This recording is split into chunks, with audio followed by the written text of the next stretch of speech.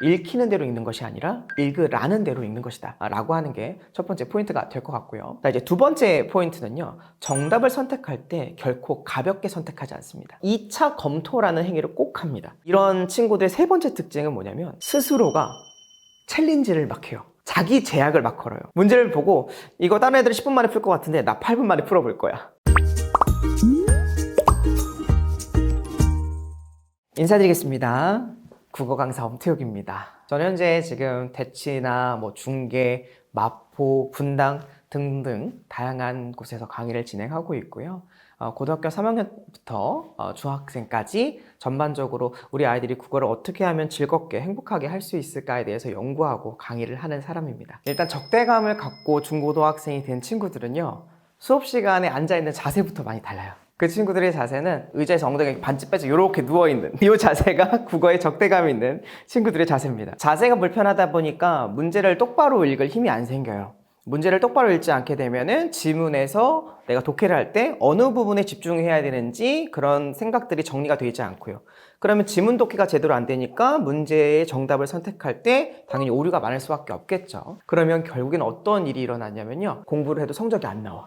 그러니까 어쩔 수 없이 공부를 뭐로 할까를 고민하다가 결국 문제를 그냥 많이 푼다. 혹은 기출모의고사 회독 돌린다. 이런 식의 사고방식으로 넘어가거든요. 진짜 중요한 공부는 그 한 문제를 찾아서 내가 다음에는 이 한 문제를 절대 틀리지 않겠다. 이 모든 것의 시작이 바로 태도와 적대감이 잘못 형성됐을 때 일어난 일들입니다. 사실 어렸을 때, 초등학교 때 부모님의 언어가 아이에게 큰 영향을 미칩니다. 그때 엄마들이 문제를 풀었을 때 이런 식의 대화를 한다면 아이들은 자꾸 의심하게 되고 상처를 받게 되는데, 너 왜 또 틀렸어?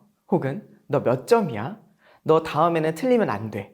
이런 식의 말투들이 진짜 많잖아요. 넌 어제도 틀리고 오늘도 틀렸구나. 그 얘기는 아이들의 마음속에 난 내일도 틀릴 거야 라는 마음이 형성되거든요. 그래서 엄마들의 언어, 엄마들의 말은 굉장히 중요하고요. 말이라는 게 한번 내뱉으면 현실로 되는 힘이 있거든요. 그래서 어머님이 부정적인 어휘로 넌 느려, 안 돼, 못해 라는 말을 자꾸 하시면 아이들은 실제로 느려지고 안 되게 되고 못한 그런 결과를 갖고 올 수밖에 없습니다.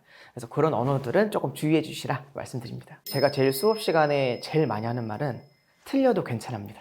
그냥 틀려도 아니고요. 오늘 내가 주는 문제 5문제 있는데 그거 다 틀려도 괜찮아. 틀리는 건 별거 아니야. 결국 문제는 틀리려고 푸는 거야 라고 얘기를 하거든요. 학부모님들께 추천해드리고 싶은 건 겉으로 드러나는 현상이 아니라 그 이면을 꼭 보셨으면 좋겠다. 점수로 드러나는 것이 아니라 그 점수까지 어떻게 왔는지를 꼭 보셨으면 좋겠다. 그래서 이런 칭찬하는 어조, 말투 이런 것들이 더 중요하다고 생각합니다. 그렇다고 무조건 잘했어가 아니라 어떻게 그렇게 풀었어? 너 4번까지 왔는데 되게 잘했다. 이런 식의 어떻게에 대한 칭찬을 하시면 참 좋을 것 같습니다. 실패라고 하는 그 사건을 보통 사건이라고 표현하는데 저는 하나의 상황으로 봤으면 좋겠어요. 인생의 굴곡이 있듯이 어느 순간은 잘했다가 오늘 좀 문제가 안 풀리고 이렇게 업앤다운을 늘 하고 있는 과정인데, 이걸 실패야 라고 언어로 규정해버린 순간 이건 진짜 실패가 돼버립니다. 그럼 이걸 회복하는 길은 실패라는 인식에서 벗어날 시간이 필요한데, 어머님들께서는 한 걸음 물러서서 그냥 지켜봐 주실 필요가 있어요. 그때 지켜보는 게 가만히 놔두라는 게 아니에요. 응원해주고 맛있는 거 사주시고 믿어주시고 정말 편하게 임하셔야 돼요. 어머님이 인상을 써도 우리 아이들이 성적은 오르지 않아요. 가능성이 없다는 뜻입니다.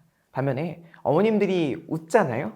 그럼 우리 아이의 성적이 오를 가능성이 생겨요. 그 감정이라는 게 혼자 만들어내는 것도 있지만 주변 사람부터 영향을 받거든요. 공부를 잘하는 거, 부정적 감정이 생기지 않는 거, 적대적 감정이 생기지 않는 거는 주변의 영향도 굉장히 큽니다. 지문 독해할 때 자신의 생각이 개입될 확률이 굉장히 높습니다. 그래서 이걸 개입해서 독해를 해버리면 오히려 문제의 의도를 잘못 읽거나 정답은 명확하게 드러났는데 자기의 생각에 빠져서 엉뚱한 답을 찍을 때가 많아요. 읽히는 대로 읽는 것이 아니라 읽으라는 대로 읽는 것이다 라고 하는 게 첫 번째 포인트가 될 것 같고요. 자, 이제 두 번째 포인트는요, 정답을 선택할 때 결코 가볍게 선택하지 않습니다. 2차 검토라는 행위를 꼭 합니다. 1번부터 45번까지 다 풀어요. 풀고 시간을 봤더니 10분이 남아있는 거예요. 그 10분 동안 내가 아까 전에 별표 치면서 빠르게 넘어왔던 거, 시간을 남길 수 있었다는 얘기는 특정 문제에서 오래 끌지 않았다는 뜻이거든요. 그거를 맨 마지막으로 보내서 남은 10분 동안 재분배해서 2차 풀이를 하는 친구들이 극치상위권으로 올라갑니다. 이런 친구들의 세 번째 특징은 뭐냐면 스스로가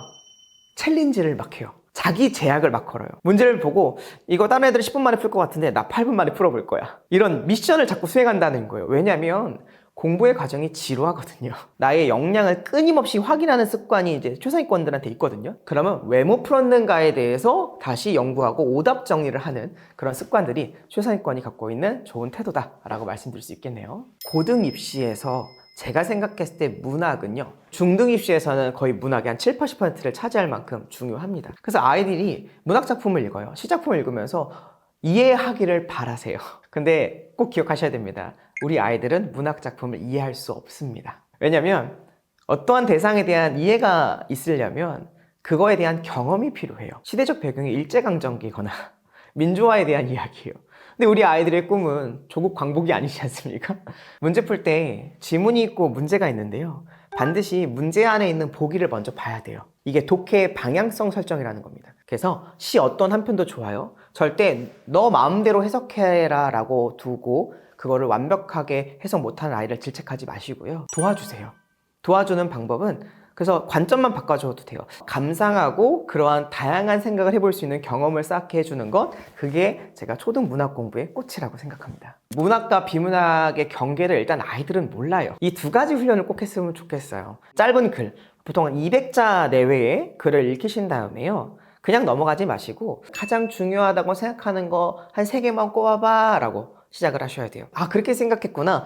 그래, 맞아. 아, 그랬어. 라고 말 그대로 공감해 주시고 인정해 주시면 돼요. 그러다가 이제 5학년, 6학년 올라가면서 하나씩 교정해 주는 거예요. 항상 비율을 잘한 것과 못한 거의 비율이 잘한 것 쪽으로 쏠려 있게 만드셔야 돼요.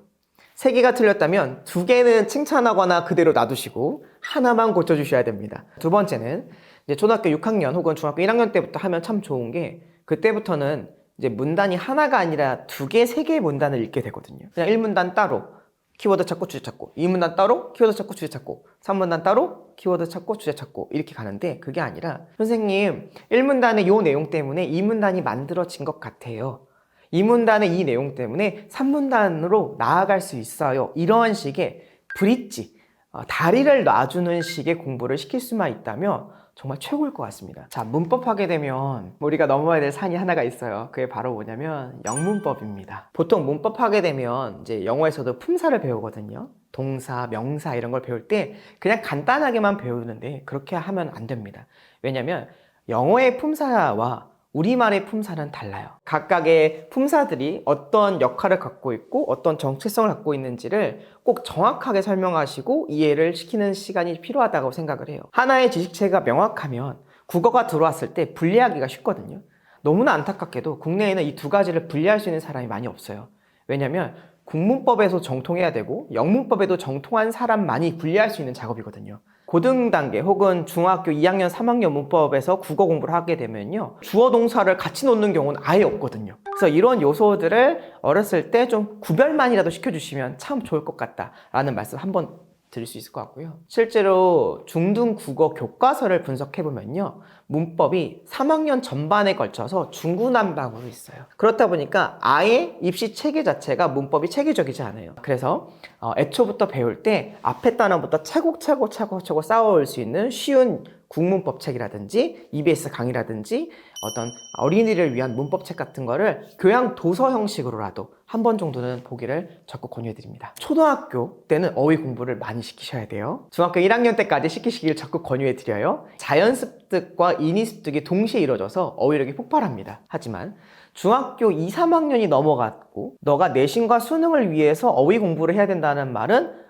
엉뚱한 공부를 하는 말과 똑같기 때문에 그런 점은 좀 경계를 하셔야 됩니다. 우리가 시험지를 이렇게 네모 형태로 봤을 때 왼쪽은 지문, 작품, 시가 있다고 생각을 하고 오른쪽은 보통 뭐가 있냐면 문제들이 있어요. 어휘 공부를 시킬 때요, 왼쪽에 있는 지문에 모르는 단어가 나왔던 것을 외우게 시키는 건 좋은 방법은 아닙니다. 왜냐면 이거는 시대적 언어를 반영해요. 오른쪽에 있었던 문제 속에 있었던 공간은 누가 쓴 거예요? 출제자나 학교 선생님이 쓰신 어휘죠. 이거는 개념어라고도 할 수 있는 거고, 그리고 선생님도 이 정도는 너는 알아야 돼 라고 하는 기본적인 역량을 요구하는 어휘이기 때문에 오른쪽 문제 사이드에서 틀린 단어가 있거나 모르는 어휘가 있다면 요거는 그날 바로바로 공부하는 습관을 길들이시면 참 좋을 것 같다 라는 말씀을 드려봅니다. 사실 학년에 따라 많이 다릅니다. 초등학생 때는 글쓰기는 온전히 익스피리언스, 경험으로 가야 되거든요.